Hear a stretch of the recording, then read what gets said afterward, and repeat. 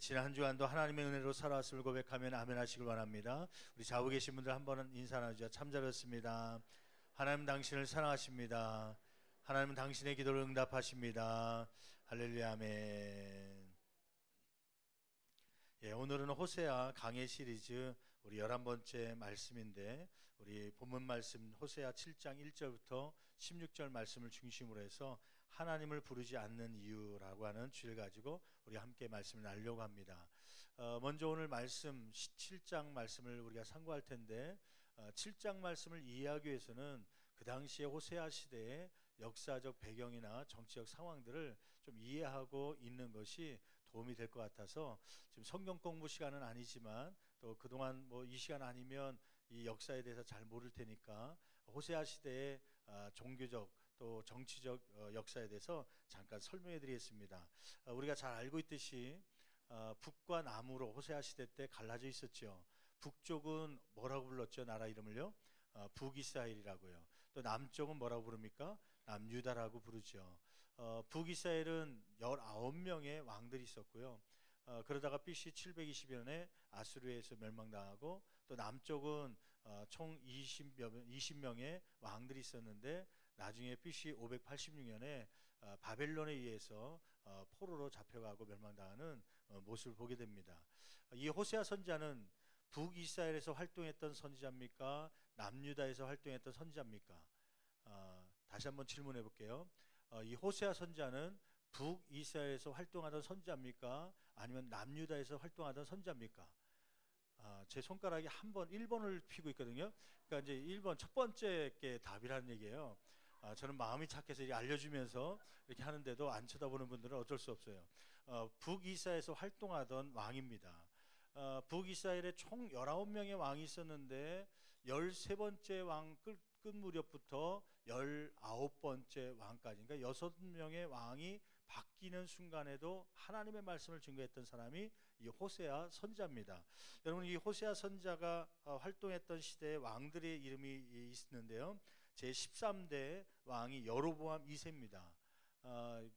경제적으로 가장 부강했던 나라였고, 여로보암 2세가 통치할 때 솔로몬 때처럼 영토가 많이 확장되었던 그러한 시대죠. 13대 여로보암 2세 몇 년 동안 통치한 거예요?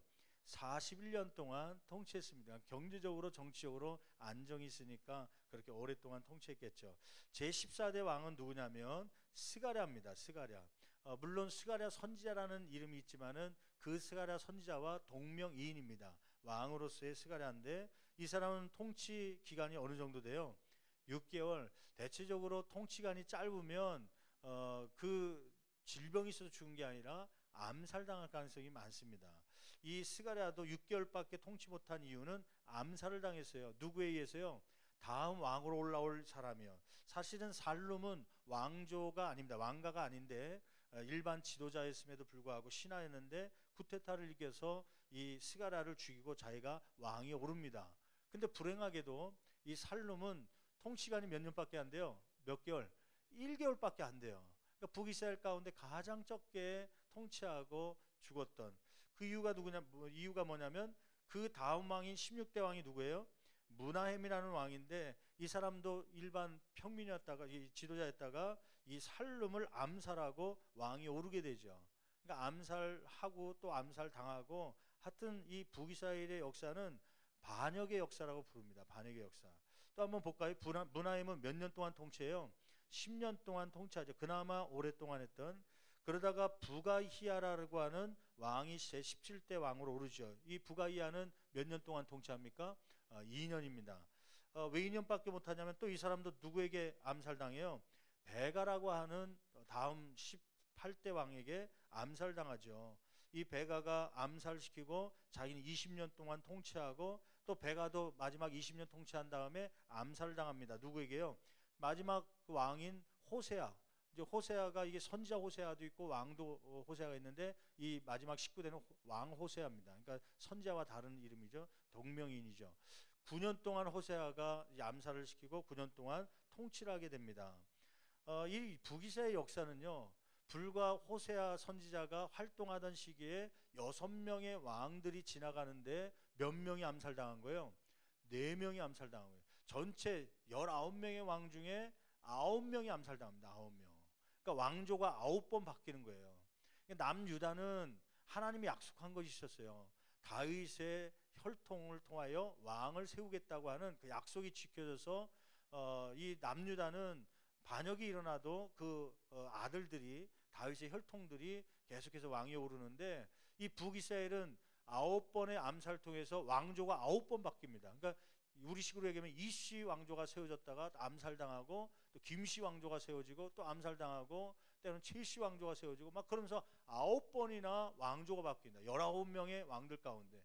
그러니까 50%가 거의 가까이 암살당해서 죽고 왕조가 새로 생기는 그런 일들이 벌어지죠. 한번 18대 왕 보실래요? 18대 왕 마지막 부분 어떻게 이스라엘이 멸망당하는가? 18대 베가라고 하는 왕이 있었거든요. 암살시키고 자기가 왕에 올랐죠. 20년 통치하면서요, 이 베가의 왕은 무슨 정책을 핀 거예요?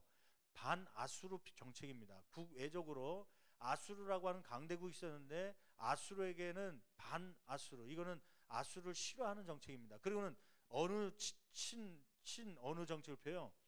친애굽 정책. 친애굽이란 거는 애굽을 좋아한 거예요. 애굽을 의지하고 아수르를 저항하기 위해서 애굽을 의지해서 갔죠. 그러다가 이제 호세아라는 사람이 나도 왕 되고 싶다, 그걸 알고서 애굽에서 이제 아수르에서 지원을 합니다. 호세아도 자기가 베가를 암살하고 왕이 오르기 위해서는요, 국가적 어떤 해외 정치적 세력을 등에 업어야 되거든요. 근데 보니까 이 베가라는 왕이 반아수르 정책을 피거든요. 그러니까 아수르가 별로 좋아하지 않는 왕이에요. 잘 됐다. 내가 아수르에게 좋게 보여서 아수르를 등에 업고 이 베가를 죽여야겠다. 그래서 호세아가 아수르를 등에 업고 베가를 죽입니다. 처음에 호세아가 왕이 오를 때는 친아수르 정책이에요. 아수르에게 조공을 바치고, 그 전에 왕인 베가가 애굽이란 나라에 조공을 바치고 세금을 바치고 막 그랬는데, 거기를 끊어버리고 이제는 아수르, 왜냐하면 아수르가 자기를 왕에 올라오도록 도와줬거든요. 무기를 지원하고 군대를 지원하고 협력했기 때문에 친아수르 정책을 피죠. 근데 문제는요, 아수르에서 조공을 더 원하는 거예요. 야, 그거 곡식 그 정도 갖고 안 된다, 더 바쳐라. 금은 그 정도 갖고 안 된다, 더 바쳐라. 생각하다 보니까 이 북이스라엘의 이 경제가 더 악화되는 거예요. 야, 우리가 아수르에게 이게 조공을 바칠 게 아니라 애굽에게 다시 돌아가서 애굽에게 조공 바치면서 우리를 돌봐달라고 하자. 이 호세아가 아수르의 힘을 얻어서 왕이 올랐지만 중간에 마음이 변합니다. 그리고는 애굽을 향해서 의지하기 시작해요. 그 아수르에게 보냈던 조공을 끊습니다. 그러니까 아수르 입장에서는 괘씸할 거 아닙니까? 우리의 힘 때문에 왕이 올랐던 이 호세아가 이제는 힘이 세졌다고 우리를 배신하고 애굽으로 내려가. 화가 난 아수르의 왕이 큰 군대를 이끌고 이 북이스라엘을 침범하죠. 그게 BC 722년입니다. 그래서 큰 군대가 침범함으로 북이스라엘이 멸망당하고 호세아가 죽기도 하면서 이렇게 이제 북이스라엘이 멸망당하는 그러한 역사가 기록되고 있는 것이죠. 여러분 보십시오. 호세아 선지자 시절에 북이스라엘의 정치적 상황을 한번 보세요. 탐욕에 눈이 먼 지도자들에 의해 치열한 왕위 쟁탈전이 벌어지고 있었습니다. 그러니까 16대, 이제 13대 왕부터 쭉 보니까 6명의 왕이 변하는 사이에 몇 명이 암살당했다고요? 4명이요. 불과 6명 사이인데도 4명이 암살당하고 4번의 왕조가 막 바뀌고요. 그러다 보니까 어려운 국내 상황들을 외세의 힘을 의지해서 극복하고자 한 것이요. 자기가 왕조가 새로 생겼는데 힘이 없으니까, 또 이런 터가 없으니까 왕궁에는, 그래서 외국에 있는 아수르나 애굽의 힘을 빌려서 왕조들이 힘을 얻으려고 하는, 그래서 외세의 힘을 의지하였던 그러한 호세아 시절의 북이스라엘의 정치적 상황입니다. 이러한 상황 속에서 하나님께서 보시는 이스라엘의 문제는 뭐라고 말씀하고 있습니까? 여러분 오늘 7장 1절 말씀 보면 이러한 배경 속에서 여러분 1절 보세요.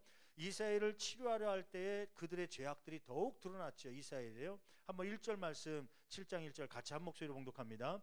내가 이스라엘을 에브라임의 죄와 사마리아의 악이 드러나다. 거기에 에브라임의 죄, 그 다음에 사마리아의 악. 에브라임은 북이스라엘의 대표 지파 가운데 하나라고 그랬잖아요. 사마리아는 북이스라엘의 수도입니다. 그러니까 에브라임의 죄, 사마리아의 악은 똑같이 어느 나라를 얘기하는 거예요? 북이스라엘을 이야기하는 것입니다. 하나님께서 이스라엘을 뭐 하려고 할 때에, 치료하려 할 때, 그 원어적으로 보니까 하나님께서 이스라엘을 고치고 치료하려고 할 때마다 이스라엘의 죄악들이 드러났다고 하는 것이에요. 그러니까 한마디로 얘기하면 좀 수술을 하려고요, 고쳐보려고 맹장이 있어서 배를 열었더니요, 맹장만 있는 게 아니라 거기 보니까 막 암이 들어갔고 간암이 있는데 막 퍼져갖고 온 장기에 암이 가득해서 고칠 수 없는 그러한 상태에 간 것처럼 이스라엘 백성을 하나님께서 고치려고 하는데 죄악들이 막 더 드러나는 겁니다. 그러한 상태에 있었던 것이죠. 거짓과 도둑질, 노략질, 이러한 행위들로 가득 찬 이스라엘의 모습이죠. 그래서 하나님께서는 이스라엘을 뭐와 같다고 비유하냐면 4절 말씀 보니까 무엇과 같다고 그래요? 달궈진 화덕과 같다. 한번 7장 4절 말씀 같이 한 목소리로 봉독하시겠습니다. 그들은 다 가늠하는 자라 과자 만드는 자에 의해 달궈진 화덕과 같도다. 그러니까 탐욕의 마음이요, 얼마나 불이 붙었는지 화덕과 같다. 화덕도 꺼진 화덕이 아니라 불붙은 화덕처럼요. 이스라엘 민족에 화덕이 있었습니다. 이게 오늘날로 얘기하면 가스 오븐이라고 생각하시면 좋겠어요.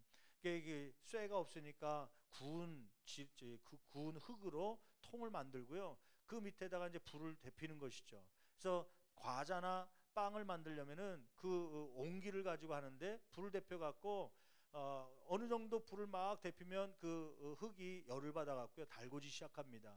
그 안에 온도가 막 뜨거워지기 시작하죠. 어느 정도 다 달았을 때 그때서야 비로소 이제 불을 끄고 그 안에다가 이제 밀가루 반죽된 것을 갖다 놓음으로 과자가 익어가게 하는 것입니다. 지금 이스라엘 민족의 상태가 어느 선까지 왔냐면 그 밀가루 뭉친 걸 넣기 전에 아주 가장 뜨거워졌을 때, 그 뜨거워졌을 때의 화덕과 같이 이 탐욕의 마음이 막 온도가 거기까지 올라갔다는 거예요. 그런 상태에 있음을 비유하고 있는 것이죠. 또 8절 말씀 볼까요? 8절 말씀 보니까 뒤집지 않은 전병과 같다 이스라엘이. 한번 7장 8절 말씀 같이 한 목소리로 봉독합니다. 에브라임이 여러 민족 가운데 혼합된, 보세요. 에브라임 북이스라엘이 여러 민족 가운데 어떻게 됐다는 거예요? 혼합됐다는 거예요. 그러니까 막 그 아수르가 침범하기도 하고 그 전에는 시리아가 막 들어와 갖고요, 막 민족이 막 혼합돼 갖고 있는 그런 모습들이죠. 왜냐하면 이 북이스라엘이 아까 얘기한 대로 막 아수르도 친해졌다가 애굽도 친해졌다. 그러다 보니까 사람들이 막 들어오고 그러다 보니까 완전히 이스라엘 민족이 혼합된 그러한 상태에 있었던 것입니다.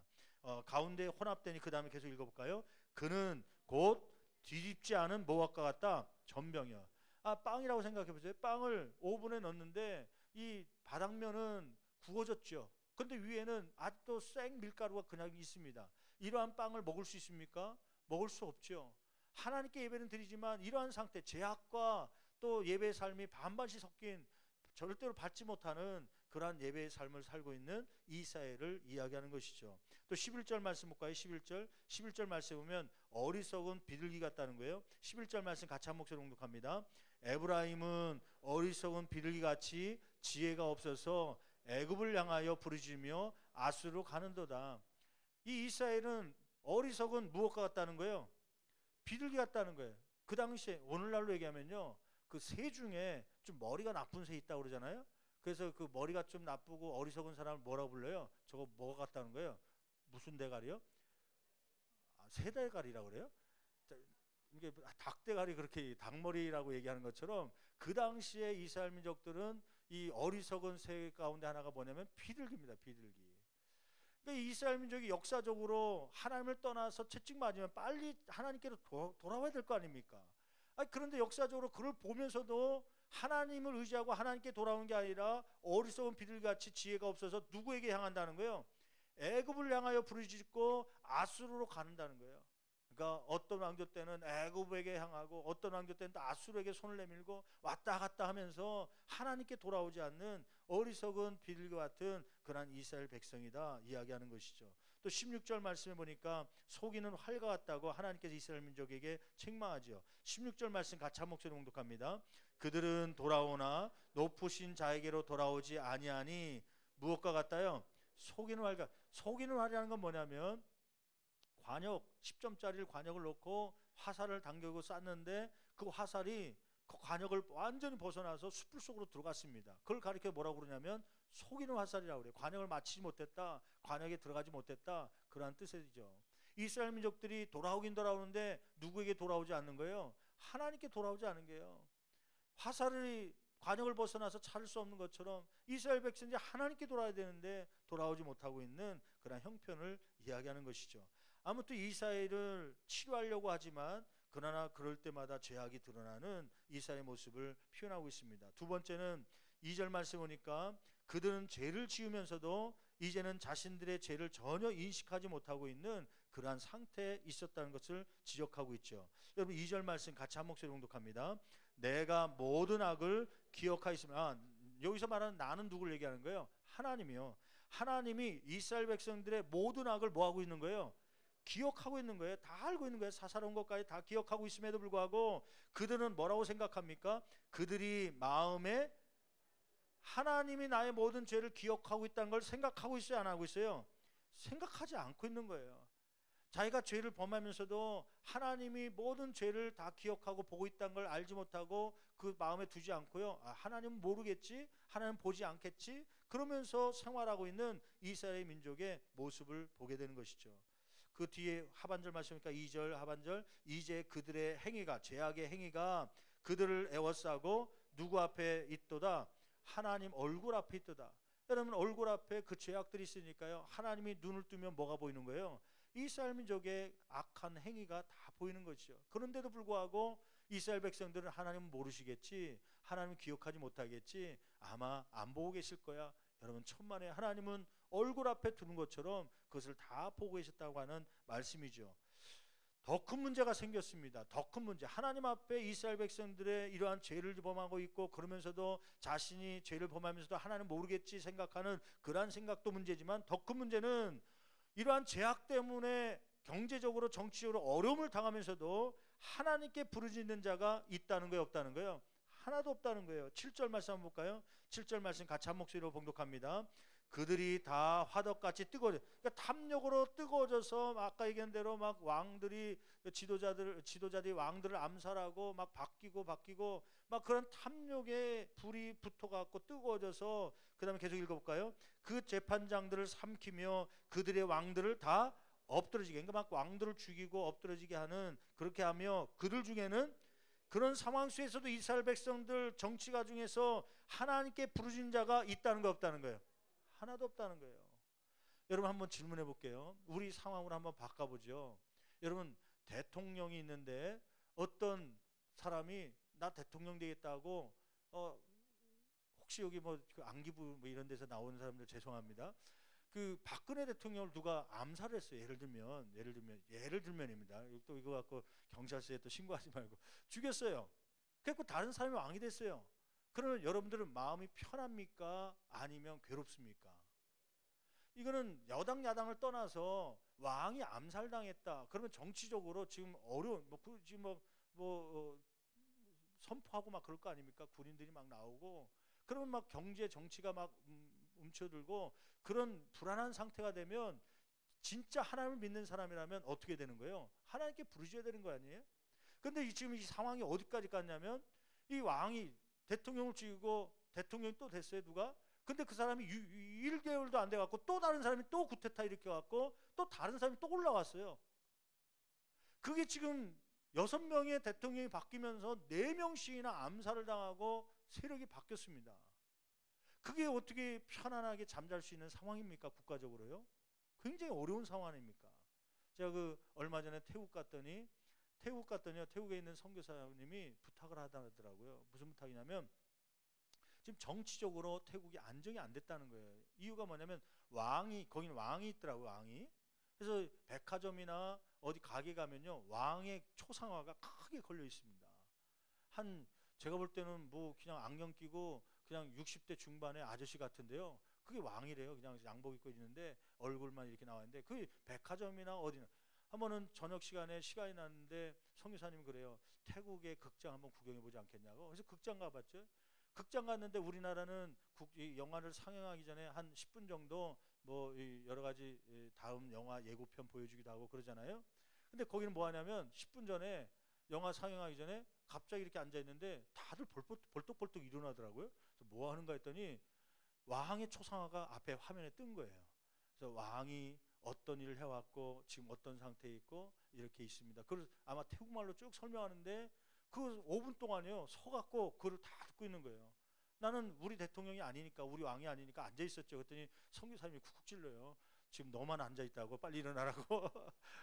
일어나서 나도 그냥 존경한 것처럼 이렇게 서서 봤는데 완전 신격화됐더라고요. 신격화. 근데 왕은 그렇게 있는데 문제는 수상인가 뭐가 있어요 밑에. 근데 이 실권은 그 밑에서 잡고 있는데 그 수상 자리가 지금 군부가 구테타를 일으켜 갖고 새로 바뀐 거예요. 바뀐 거예요. 그러니까 정치적 안정이 안 되니까 지금 막 국가가 불안한 상태에 있어서 이를 위해서 좀 중보기도 좀 해달라고 요청하는 것이죠. 그러니까 대통령 한 번만 바뀌어도 이렇게 구테타가 일어나도 지금 국가적으로 위기 상황이라고 얘기하는데, 여러분 북이스라엘은 6명의 왕이 순간적으로 바뀌면서 막 4명이 암살당하고 왕조가 4번이나 바뀌고 그러니 얼마나 어수선한 상황입니까? 최소한 기도 안 하는 저와 여러분들도 이런 상황이면 뭐예요? 누구에게 부르짖어요? 하나님께 부르짖어야 될 거 아닙니까? 장사도 안 될 거 아닙니까? 사업도 안 될 거 아닙니까? 이렇게 되면 이 불안해서 어떻게 살겠습니까? 그런데도 불구하고 이 북이스라엘의 백성들은 이러한 어려움을 당하면서도 하나님께 부르짖어요, 안 부르짖어요? 부르짖는 자가 하나도 없다고 하나님께서 한탄하고 있는 것 아닙니까? 여러분, 저는 이 말씀을 읽으면서 이상한 점이 하나 있었어요. 뭐냐면 이러한 암살을 당하고 막 왕조가 바뀌고 또 외국의 아수르가 쳐들어오기도 하고 애굽이 쳐들어오기도 하고 국가적 위기가 위험 가운데 있는데, 그럼에도 불구하고 왜 하나님께 이스라엘 백성들은 부르짖지 않았는가? 하나님은 하나도 부르짖은 자가 없다고 얘기하는가? 왜 그랬다고 생각하십니까? 저는 그러한 의문점을 가지고 이 본문을 보는데요, 14절 말씀에서 그 이유를 2가지 찾았습니다. 우리의 생활의 모습과 비슷한 것 같았고요. 여러분 14절 말씀에 보면, 첫째, 왜 하나님께 어려움 속에서 있으면서도 이스라엘 백성들은 부르짖지 않았습니까? 첫 번째는 마음이 담겨져 있지 아니한 형식적 기도 습관 때문입니다. 여러분 한번 14절 말씀 읽어볼까요? 같이 한 목소리로 봉독합니다. 성심으로 나를 따르지 아니하였으며 오직 어디에서 슬피 부르짖으며 침상. 여러분 침상이라고 한번 동그라미 쳐보시죠. 침상. 여러분 기도는 어디서 하는 게 정상입니까? 어려움이 올 때, 고난이 올 때 여러분들은 어디 와서 기도하게 되나요? 대체적으로 진짜 어렵고 힘들면요, 가정에서, 물론 평상시에는 침상에서 할 수 있죠. 진짜 위기라고 생각하고 진짜 하나님을 전심으로 찾고 싶은 마음이 생기면 어디로 오게 되냐면요, 성전으로 달려오게 있습니다. 교회 기도실로 달려오죠. 저는 교회에 있으면서 가끔요, 술 드신 분들이 가끔 오는 경우가 있어요. 근데 술 드시고 왜 왔습니까? 물어보면요, 기도하러 왔다는, 기도하러. 그러니까 삶 속에 얼마나 힘들면 술을 드셨겠습니까? 막 생활 현실을 부인하고 싶고 그 현실을 좀 떠나고 싶은데 그게 그냥 제정신으로는 안 되니까요, 술이라도 마셔가면서 그 현실에 있고 싶은 거죠. 그러면서 은연중에 무엇이 생각나냐면, 어렸을 때 주일학교 때 교회 가서 기도하는 것이 생각나갖고요, 술이 바에 쳐갖고 휘청휘청거리면서 옷은 막 바지에 오줌 쌌는지 막 묻어갖고 와갖고요, 기도실에 들어온 거예요. 성도들은 이거 막 술 먹고 들어와서 행패 부르는 거 아닌가 생각해서 가봤더니 그 이야기를 하는 거예요. 어려운 이야기예요. 술 먹고도 어려우면 어딜 찾아오는 거예요? 교회 찾아오더라고요. 여러분 제대로 된 신앙 사람들은 기도할 때, 울부짖을 때 어디에 와서 울부짖냐면 성전에 와서 기도하는 것입니다. 여러분 한번 히스기야를 한번 보세요. 히스기야 열왕기하 19장 14절 16절 말씀 볼까요? 열왕기하 19장 14절 말씀 같이 한 목소리로 봉독합니다. 히스기야가 사자의 손에서 편지를 받아보고요. 이 상황이 뭐냐면요, 히스기야가 남유다의 왕이었을 때 이 강대국 아수르가 침략해 왔습니다. 예루살렘을 삥 둘러 포위해 갖고 18만 5천 명의 그런 군사들이 포위해 갖고 이 막 부르짖는 것뿐만 아니라 편지를 붙인 거예요. 항복하라는 편지인데 내용이 뭐냐면, 아수르 왕이 히스기야에게요, 너희가 하나님이 너희 나라를 지킬 것 같다 그러는데 그 말에 속지 말라. 그리고 이웃 주변 민족이나 나라들도 그 신들을, 자기 신들을 섬겼다가 다 멸망했다. 그 신들이 돕지를 못했다. 그리고 너희들 이제 우리가 다 침략하면 다 무너질 거니까 항복해라. 그러한 편지를 히스기야에게 보낸 겁니다. 읽어보니까 기가 막히잖아요. 자기 나라가 멸망당, 침략하겠다, 찾아오겠다, 그 말도 기가 막히지만 더 기가 막힌 것은 하나님은 참신이 아니다. 이방신과 똑같이 취급하고 있는 아수르 그 왕의 그 어투가요, 너무 불해갔고요. 그는 그 편지를 가지고 어디로 들어갔다는 거예요? 한번 19장 14절 다시 한번 읽어볼까요? 히스기야가 사자의 손에서 편지를 받아보고 어디로 올라갔어요? 여호와의 성전에 올라갔어요. 국가적 위기가 왔을 때, 지금 예루살렘이 막 포위돼 갖고 멸망 위기에 처했을 때 그 히스기야는 이 편지를 가지고 어디로 올라가냐면 성전에 올라갔어요. 성전에 올라가서 무엇을 했어요? 계속 읽어볼까요? 히스기야가 그 편지를 어디 앞에 펴놓고?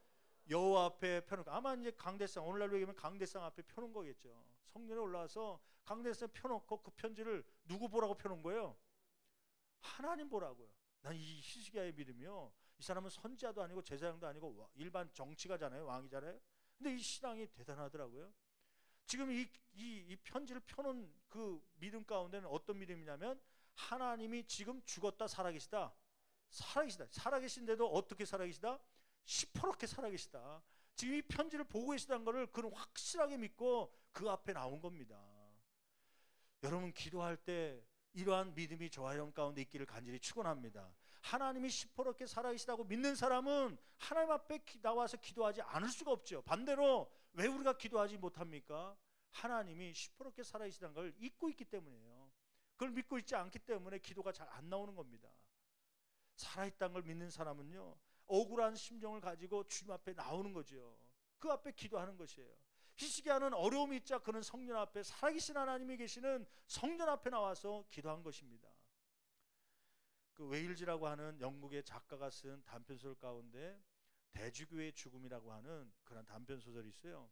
그 소설의 내용이 뭐냐면, 이 대주교가 있었거든요. 천주교에 대주교가 있었는데, 이 대주교는 새벽마다 다른 사람 다 잠잘 때 그는 성전에 나가서 일정한 시간에 나가서 손을 높이 들고 오 거룩하신 여호와여 그러면서 기도하는 것이 그의 습관이었습니다. 항상 그렇게 매일마다 정해진 시간에 나와서 남들은 자고 있을 때 그렇게 나온 거죠. 어느 날도 그날도 이 일정한 아침 시간에 남들이 잠잘 시간에 그는 성전에 나와서 두 손을 높이 들고 똑같이 예전처럼 기도한 것이죠.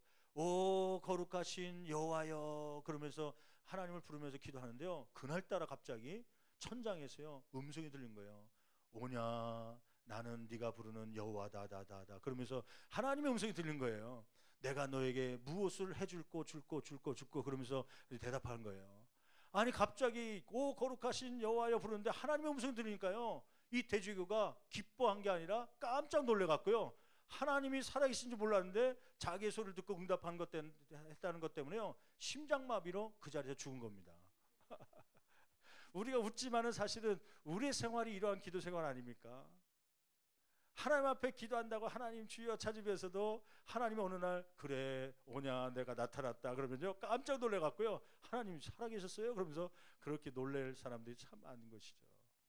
여러분, 이 히스기야는 하나님이 살아계심을 믿고 그는 하나님이 계신다고 하는 성전에 문제가 있을 때, 이 나라의 위기가 있을 때 그는 그 문제 가지고 하나님 앞에 간 것입니다. 근데 오늘 본문 말씀으로 돌아보세요. 이 호세아 시절에 이스라엘 백성들이 이렇게 암살당하고 국가적 위기가 그때보다 더 심하게 있는 것이죠. 그런데 그 위기 가운데서도 사람들이 하나님 앞에 나왔다는 거 안 나왔다는 거예요? 나오지 않았다는 거예요. 그러면서도 그 제사장이나 그러면 기도 안 했는가? 하긴 했지요.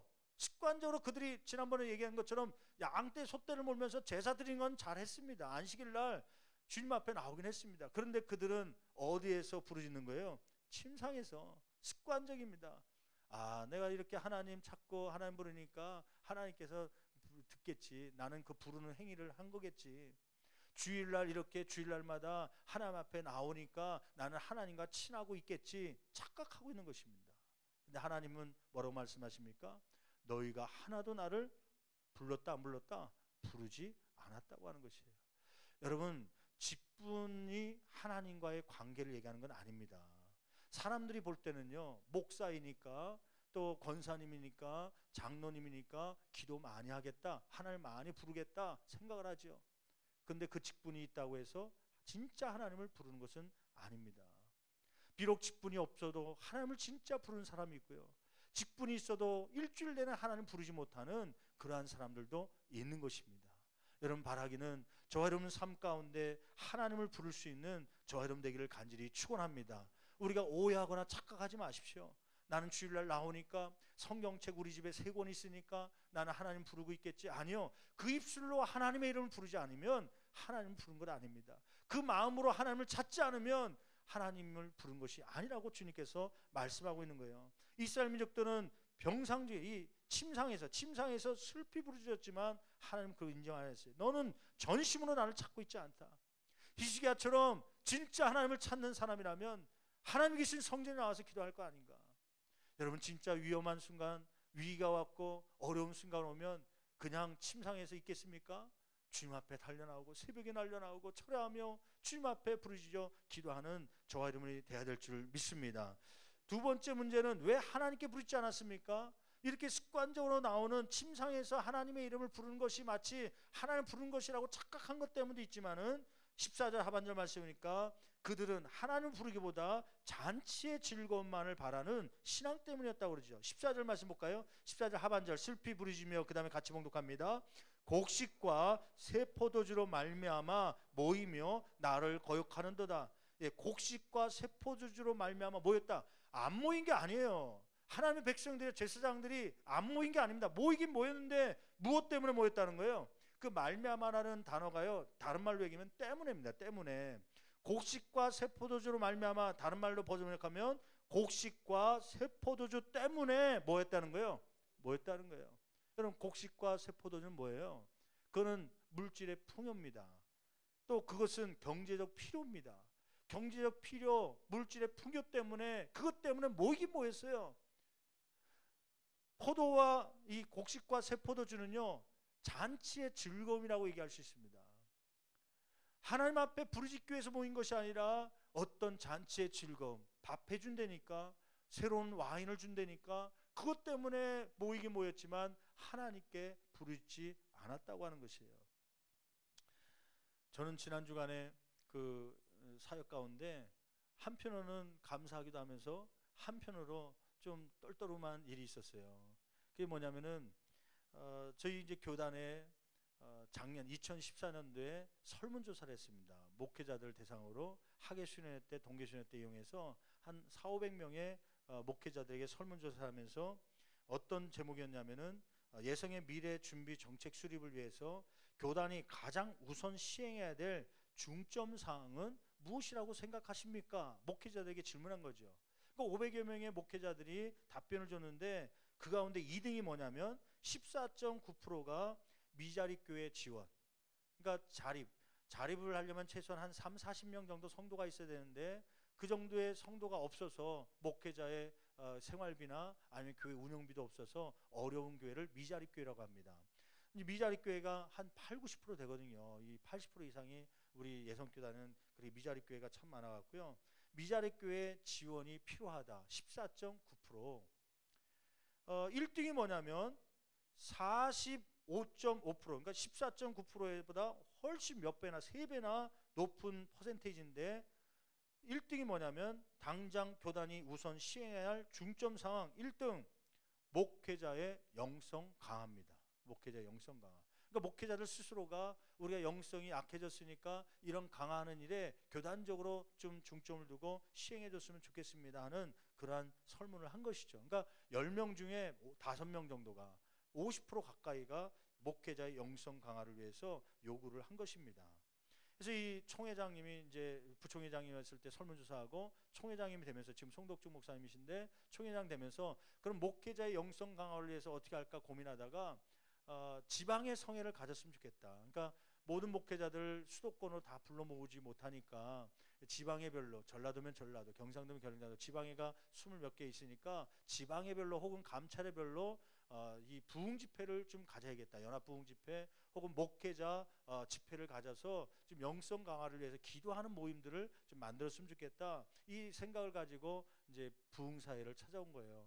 이 일을 위해서 부흥사회 목사님들이 이미 그 일을 하고 있으니까 좀 도와달라고. 그래서 이제 사무총장이니까 제가 그 일에 같이 가담해서 또 계획 세우고 기획 세워서 이제 선교부, 이제 부흥사회만이 아니라 교단 선교부가 있어서 선교부와 같이 손잡고 그 교단적인 행사로 이루어야겠다 하고서 이제 가는데 선교부 그 목사님, 담당 목사님이 저한테 전화가 온 거예요. 목사님, 이번 여름 산상성회가 8월 10일 주간에 있죠? 네, 있습니다.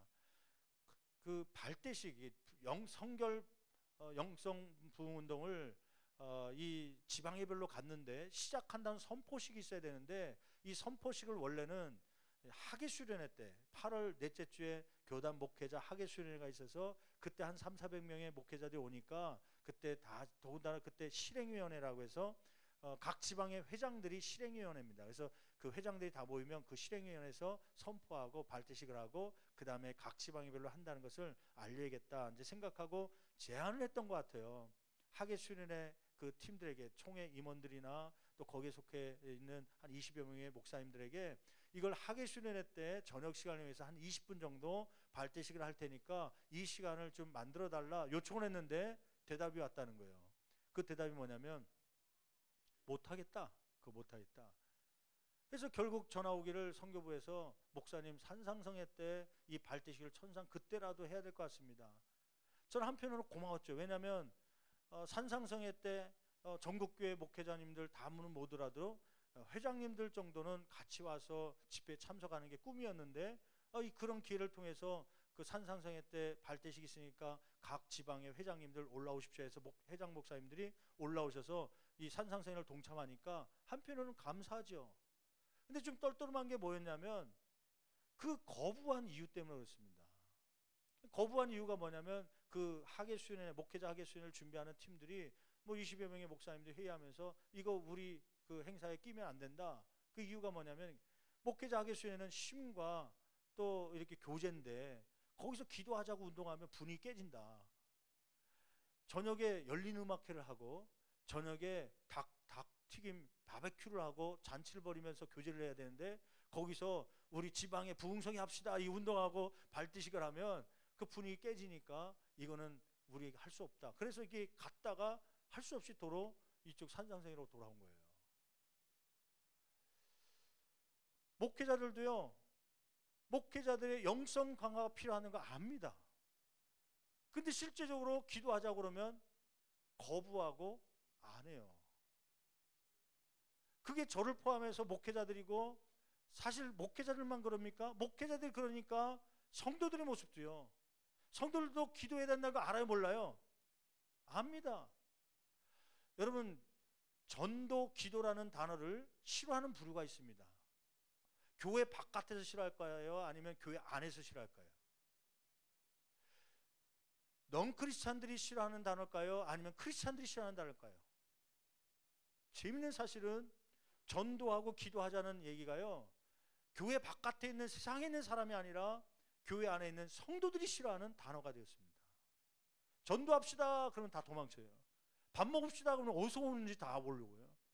꼭 이스라엘이 호세아 시대에 이스라엘 백성과 같은 거죠. 모이긴 모이는데 뭐 때문에 모여요? 곡식과 새로운 포도주가 나왔다니까 그 맛이 어떨까 그것도 마시러 오는 거예요.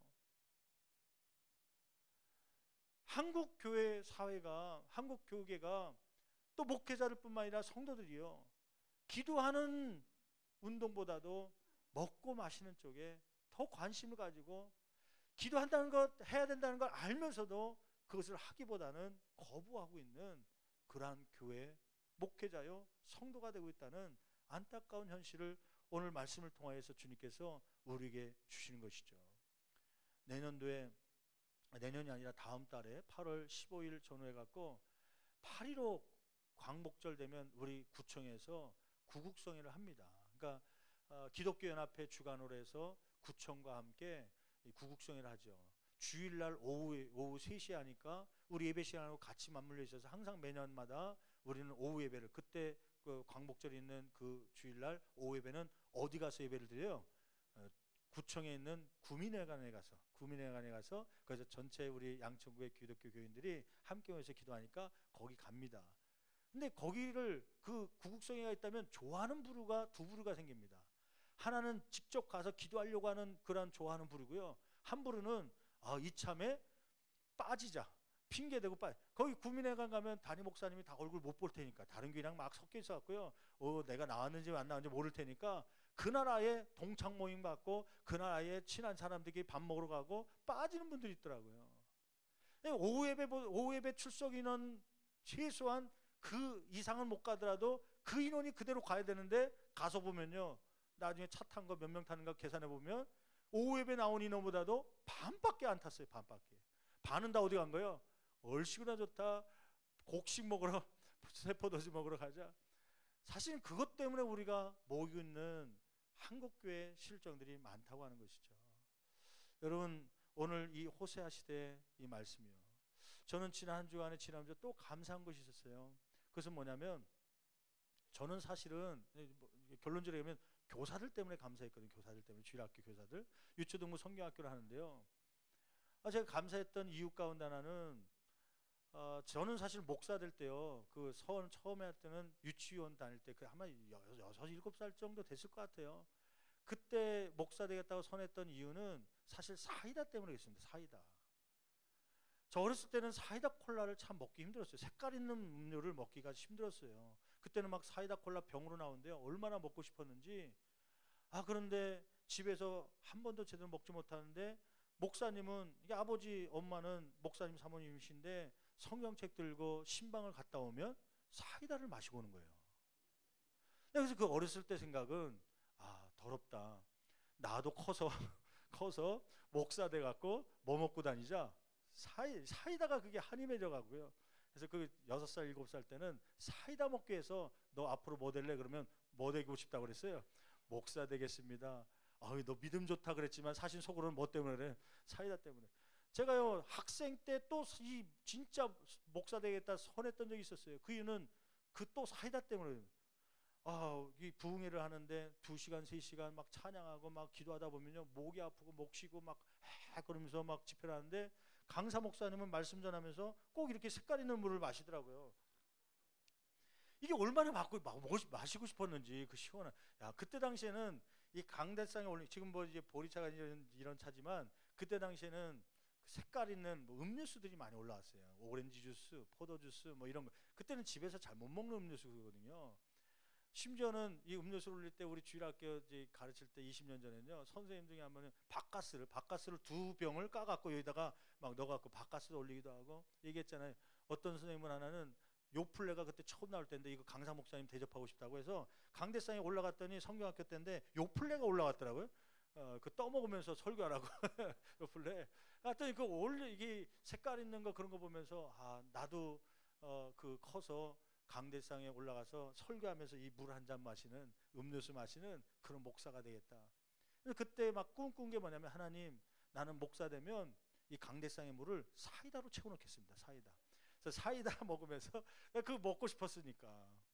그래서 진짜 목회하면서, 담임 목회할 때요, 펠로십 교회 하면서 그 담당하신 분한테 얘기했어요. 사이다 올려주세요. 사이다 진짜 올려서 했거든요. 2주 했더니 못 먹겠더라고요. 왜냐면 설교할 때 자꾸 트름이 나와갖고요, 이게 설교가 안 되는 거예요. 그래서 그다음부터는 그냥 맹물 주세요 그랬는데요, 그것 때문에 사실은 목사 되겠다고 했던 거거든요. 제가 그 고등학교 1학년 때 주일학교 교사를 보조교사 처음 시작했습니다. 그 이유가 뭐냐면, 중학교 3학년 때 큰 상처를 받았어요. 어떤 상처냐면, 저는 몰랐죠. 그런데 아마 전사님이나 선생님들 가운데 중학교 3학년일 가운데 좀 성숙해 보이는 애들 몇 명 차출해갖고 성경학교 보조교사로 쓴 거예요. 근데 거기서 끝나면 모르는데, 나는 힘든 거는 줄만 아는데, 근데 뭐 간식만 날라주고 몇 번 수고한 것밖에 없는데, 그 성경학교 끝나고 뭘 했냐면 교사 위로회라는 게 있었어요. 교사 위로회. 성경학교 때 수고했던 분들 봉고차로 태워갖고요, 저 강원도로 2박 3일 3박 4일 수련회 다녀온 거거든요. 위로회 한다고 해수욕장 막 사진 찍고 막 갔다 온 얘기를 하는데요, 얼마나 부럽던지요. 그럴 줄 알았으면 나 중3 때 보조교사 하겠다고 손든 건데, 나를 차출하지 않아갖고요, 나 안 갔는데 그 친구들이 갔다 온 게 너무 부러웠고요. 그래서 고등학교 1학년 때 성경학교 보조교사 뽑을 때 자원했죠. 그 자원한 이유가 애들을 뭐 가르치려고 그런 게 아니라 어디 가려고요? 교사 위로를 통해서 저 동해안 해수욕장도 아주 좀 가고 싶어갖고 그것 때문에 한 거죠. 그래서 교사를 그때 처음으로 했다가 주일학교를 맡기도 하고 그랬었는데, 이렇게 어렸을 때 제 생각, 교사는 요 본문에 나온 것처럼 곡식과 새 포도주 때문에 사실 그 사명을 감당하려고 했습니다. 근데 제가 지난주 이 교사 선생님들 성경학교 할 때 보니까요, 일이 터졌다고 그래요. 봤더니 이제 학부모님이 이제 오해를 한 거죠. 티셔츠를 이제 맞춰줬는데, 티셔츠가 이제 자녀에게 갔는데 아마 치수가 좀 잘못돼 갖고, 또 이제 선생님들도 이제 가정통신문에 미리 보냈었거든요. 자녀의 티셔츠 수치를 적어서 보내주십시오. 등록할 때 그렇게 다 해서 적어주셨는데 아마 그 가정은 잘 연락을 못 받아갖고 치수를 못 적은 것 같아요. 그러니까 선생님도 대충 보고 이 정도 맞지 않을까 하고 했는데 이제 뒤늦게 이제 등록하다 보니까 치수가 맞는 게 없어서 아마 좀 큰 거를 가졌나. 또 치수가 없다고 해서 안 주면 또 부모님들이 좋아합니까? 다른 애들은 다 티셔츠 입는데 왜 우리 애는 없습니까? 이렇게 얘기 나올 때도 있고. 그러니까 할 수 없이 크든 작든 입히는 게 좋으니까 일단 입혔는데 부모님이 와서 보니까 다른 애들은 다 적당하게 잘 입었는데 우리 애만 또 길게 입으니까 그게 속상한 거죠. 섭섭한 거죠. 그 섭섭한 것을 얘기하다 보니까 또 선생님들하고 어떻게 하다가 모르고 그냥 손으로 때린 거예요, 선생님을. 그 이야기를 이제 사무실에서 듣게 됐고 그분이 찾아왔더라고요. 이제 그 때리신 학부모님이 따라 찾아오셔서 이제 본인도 화가 나고 그러니까 저한테 얘기도 하고 또 얘기하는 가운데 들어보니까 부모로서 그럴 수 있겠더라고요. 오해도 되기도 하고 또 부모로서 또 그 사건만이 아니라 그 전에 어려운 형편의 사정이 있으니까 그게 이제 거기서 폭발한 거죠. 그래서 본인도 이제 잘못했다고 얘기하고 실수했다고 얘기하는데 2시간 동안 이제 상담하고 마지막 기도해 주면서 눈물로 같이 기도하고 그러면서 이제 보냈죠. 그래서 제가 지금 궁금했던 건 토요일 날인데도 주부하고 설교 준비하는데 바쁜데 어디를 가고 싶었냐면은 그 유초등부실에 가고 싶었던 거예요. 그 선생님 맞았다는데 말 들어보니까 때리신 분도 많이 때렸다고 그러더라고요, 세게. 그래서 그 선생님 어떻게 하고 있을까 걱정돼 갖고 그래서 위로하고 싶어서 갔죠. 제 생각에 분명하게 나같이 그런 생각 갖고 교사 위로에 가려고 거기서 교사했던 사람이라면 그거 한 대 맞고서 하여하네요. 집에 갔겠지요. 더럽다, 치사하다, 갔겠죠. 뭐 교회에서 사례비 주는 것도 아니고요. 뭐 그렇다고 뭐 먹을 거 주는 것도 아닌데 그렇다고 또 교사 위로에 요번에 그렇게 가는 것도 아닌데 집에 갔을까? 아니면 남아있을까? 갔을 거야. 90% 생각하고 그 유초등부실에 갔더니 거기서 사무실에서 열심히 일을 하고 있더라고요. 너무 고마워갖고 그 선생님 붙잡고 기도해 주면서 뭐 성경학교 진행 중이니까 자세한 얘기 못하고 그 마음이 아플 테니까 위로해 주고요. 담당 전사님한테 어저께 밤늦게 또 오늘 아침에 또 보고 받아봤죠. 그 선생님 괜찮습니까? 그랬더니 저녁 늦게까지 애들 위해서 눈물로 부흥성회 때 기도해주고 그러다가 다 마무리하고 오늘 아침에도 교사 사명 감당하기 위해서 왔다는 거예요. 아, 수준이 나는 지금 목사 됐지만 내가 그때 교사했을 때 그 수준하고 다르더라고요. 나는 그때 곡식과 포도주 때문에 사실 목사 되기를 원했고 그것 때문에 교사의 삶을 감당했었는데 이 맞아가면서 용돈 주는 것도 아니고 월급 주는 것도 아닌데 그 삶을 감당하고 있다는 게요. 얼마나 감사한지요. 제가 사무실에 와서 눈물이 나더라고요. 하나님, 이렇게 헌신하는 교사들이 있습니다. 맞아가면서도 그 자리에 이 아이들, 뭐 거기에 뭐 자기 자녀가 있는 것도 아니고 손주도 아니고요. 그 아이들 위해서 헌신하는 교사들. 내가 그래서 감동이 돼갖고요. 밥 사주겠다 약속했어요. 유치부 지난 성리학교 끝났는데 유치부 교사들 내가 밥 한 번 살 테니까 약속 잡으라. 유초등부 성리학교 끝났으니까 유초등부 선생님들 밥 사주겠다. 또 중고등부 수련회 이번에 갔다 오면 또 기간 잡아라. 주중이든 주말이든 내가 밥 사주겠다. 내가 이제 시간 나는 스케줄 말씀드려서 선포했죠. 다 밥 사주겠다. 선포하고 났더니 또 돈 계산 안 해놨네. 얼마 들었는지 내 돈으로 개인들은 그래서 하여튼 사주겠다. 다 계산하고 그래서 이제 다음 주 이제 유치부부터 시작해서 이제 위라 얼마나 존경스럽고 감사한지 목회자로서 여러분 자녀들이 거기에 교육받고 있습니까? 그 선생님들을 위해서 고마움을 표현할 수 있고 또 감사한다고 이야기할 수 있는 그분들이 직장 끝나고 왜 이 목금토 주의를 하냐면 그것도 또 왜 오전에 못하고 저녁에 하냐면 직장을 선생님들이 다니니까 휴가를 제대로 못 낼 수 없어서 낼 수 없어서 저녁 시간에 하는 거 아니에요? 퇴근하고 들어오는 시간에 젊은 분들이 좀 청년들이 좀 교사를 많이 했으면 좋은데 대학생들이 좀 했으면 좋은데 대학생들이 또 이 지역은 또 많지 않아 갖고요. 그래갖고 다들 직장 생활하면서 시간 내서, 우리 선생님들 가운데는 휴가를 내는 분이 있어요. 휴가를 1년에 단 한 차례밖에 없는 휴가를 내갖고 애들 가르친다고 거기 들어가서 있는데요. 조퇴를 했다고 그래요. 회사에서는 잘릴 수 있는데도 조퇴를 해갖고 나와서 애들 가르친다고 해요. 그렇게 나와서 수고하는데 좋은 소리 듣는 게 아니라 왜 애들을 그렇게 가르치느냐, 간식이 왜 이것밖에 안 되냐, 뭐 목회자한테 꾸준함 받기도 하고, 학부모들이 와서 왜 이렇게 뭐 애들을 제대로 안 해주냐, 그것 때문에 꾸준함 받고 맡기도 하면서요. 그러면서도 그 사명 지킨다는 게요, 야, 얼마나 감사하죠.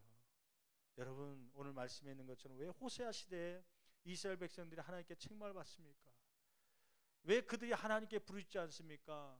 하나님께 나오는 이유가요, 자기들은 착각하고 있는 게, 형식적으로 교회 나오는 게 하나님을 부르는 거라고 생각했고, 그 다음에 나오는 이유가, 모이는 이유가 뭐 때문에 그랬어요?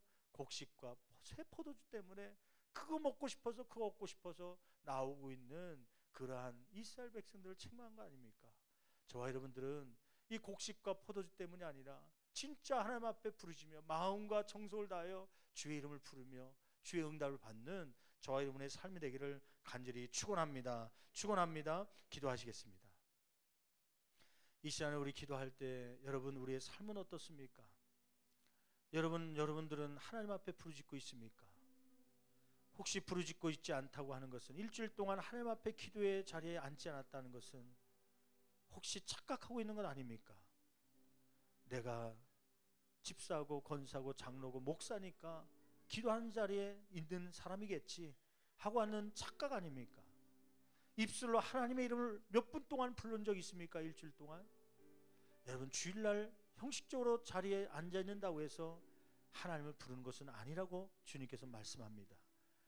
여러분, 또 주님 앞에 나와서 모이는데 이러한 하나님을 찾기 위한 모임이 아니라 오히려 곡식과 새포도주, 물질의 풍요 때문에, 아니면 교회에서 무언가 얻기 위해서, 사람들 만나며 교제하기 위해서, 그런 것 때문에 습관적으로 모이는 저와 여러분의 모습은 아닙니까?